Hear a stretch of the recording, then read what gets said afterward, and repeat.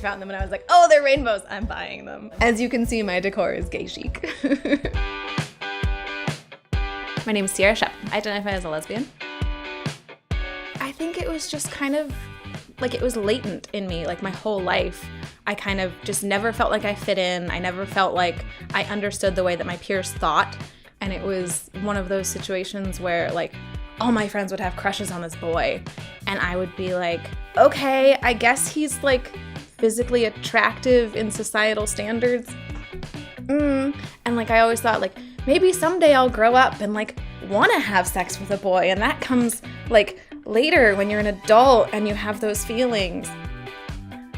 But like that never happened. And I always kind of compared myself to other girls and kind of like looked at other girls and was like, well, she's so pretty. And I just want to be friends with her. You know, I just want to be her best friend. I like didn't realize that it wasn't like a best friend situation. It was more of like, I have a crush on this girl and I follow her around like a puppy dog and I do whatever she wants because she's cute. And like, I never understood those feelings. Also being raised in Ohio and in Catholic school, like it wasn't a possibility. I didn't know that I could be gay. So kind of coming out to myself was very much a process of like realizing that it was an option and that it had been there all along and that all of these people that I had liked or like hung out with as a kid and like growing up were people that I had crushes on. It was a very strange kind of like world shift to kind of realize the ways that I was acting were totally consistent with queerness, but I didn't realize it. It was kind of an eye-opener, but then at the same time, it made everything make sense finally, and I was like, oh, that's why I never liked all the same boys as my friends. That's why I never, like,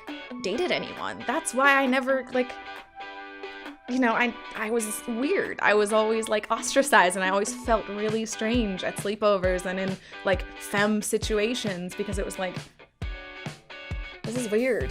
Like, it felt weird, and I did cheer, and I did dance team and stuff, and I was always like, why am I not as pretty as those girls? I wish I was just like her. And then later I realized I wish I dated her. The coming out process was very quick. I grew up in Ohio and went to Catholic school my whole life and had no idea that gay people existed until I was 19. And then I met my first lesbian, and I like took her out to Taco Bell one night because we were just getting food in college.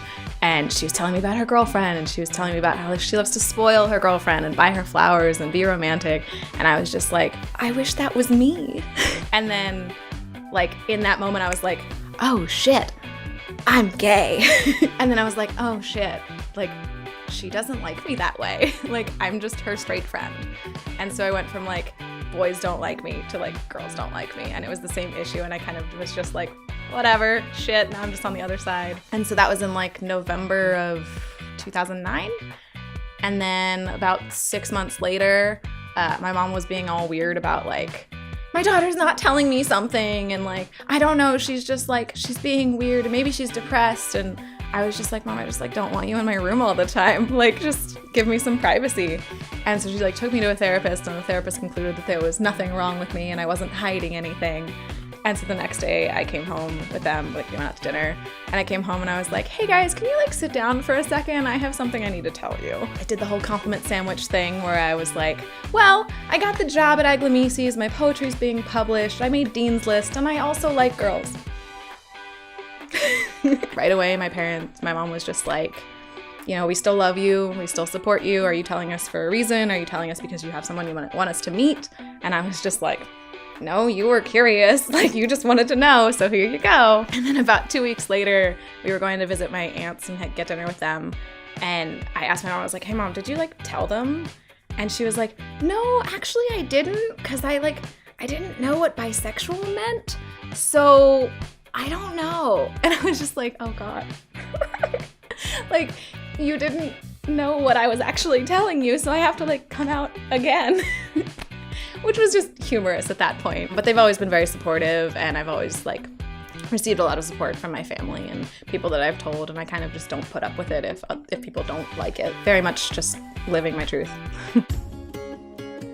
What I love about being queer is just like the sense of community and the sense of togetherness that we all kind of feel, and like we're all this minority that's ostracized and like set apart from other people, so we all kind of band together in this kind of like riot girl kind of thing that I love. But I also just like, I like being who I am.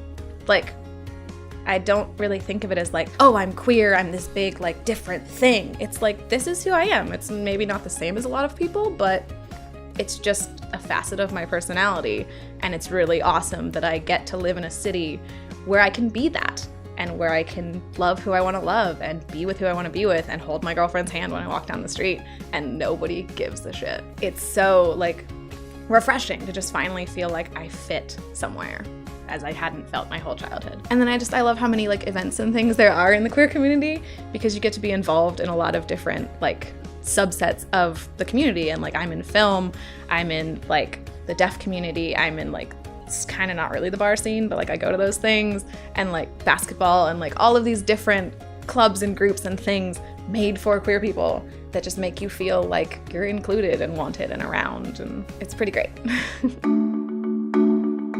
The societal standards for it, and the societal like shunning of people who are different and don't fit in the boxes that middle America has made for us. I hate the fact that like when I go home, I'm scared to be so obviously queer. I'm scared to be such a giant lesbian because I don't know how people are gonna stare at me, or if somebody's gonna do something. When I came out in college, like the first girl I ever went out with told me the story about how she went to a party and was dancing with this other straight girl, but she had short hair. And so the boys like cornered her later and like threatened to beat her up and kill her because of her being queer. And she wasn't even doing anything with the girl. She was just like visibly queer. Like, it's Kentucky, but it's also just like a terrifying like, oh hey, welcome to this club, you're gonna get beaten. That's like so terrifying. And so I think moving to LA was really helpful, because then I got to like not feel that fear, and I got to be out at work, and I got to be like so gay all the time and like not even worry about it anymore. But when I travel, when I go other places, I do feel that kind of like stare and otherness and like pressure to not be so myself. And that's like really hard. You're a gay. No. I think I would like to tell my younger self to just be myself and just like embrace the things that I like and go after them. Don't hide the writing. Don't hide the like notes that you take every day. Don't keep all of those parts to yourself. Go join a writing group. Go join all these things. Submit your poetry places. Like, be who you are, and be who you are full throttle. Because like feeling that pressure to keep myself small and keep myself from being too much was really horrible for me growing up. I would really want to like remind myself to just be me. And the gay thing goes with that, so.